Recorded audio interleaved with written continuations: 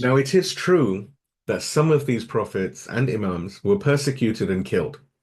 It is true that John the Baptist, Yahya ibn Zakaria, had his head cut off as a gift to a very vicious woman. But none of them were defeated. None of them were thwarted. Why?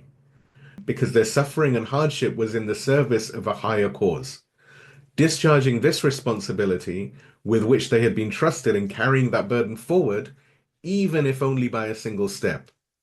This is what we discussed in the previous session. Another topic that we touched on in the previous session was the ultimate outcome of prophethood, meaning that none of the prophets should be seen as having failed in their missions. Because in the grand scheme of things, all of them succeeded in guiding humanity towards the light, towards truth.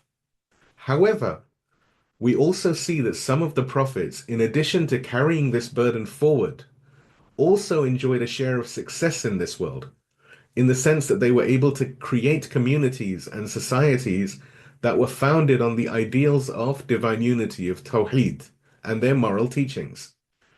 The clearest example of this is our own Prophet, Prophet Muhammad, peace and blessings of Allah be upon him, his pure family and righteous companions, who was able to create a new city, a new society, and a new system based on the ideals of Islam, the Quran, and divine revelations.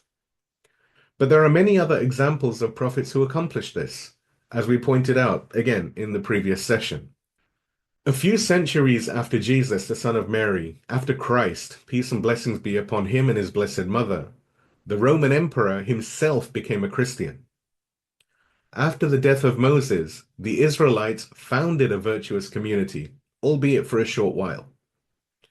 Abraham, in his own life, was able to create a godly community, as the Quran explains. Solomon or Suleiman built a mighty empire which he ruled by God's law.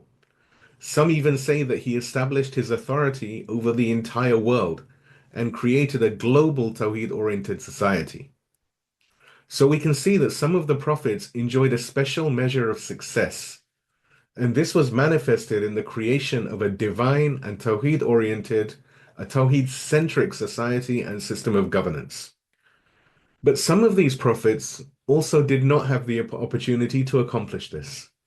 For example, Zechariah, who we mentioned earlier, like John the Baptist, they suffered setbacks and were ultimately killed.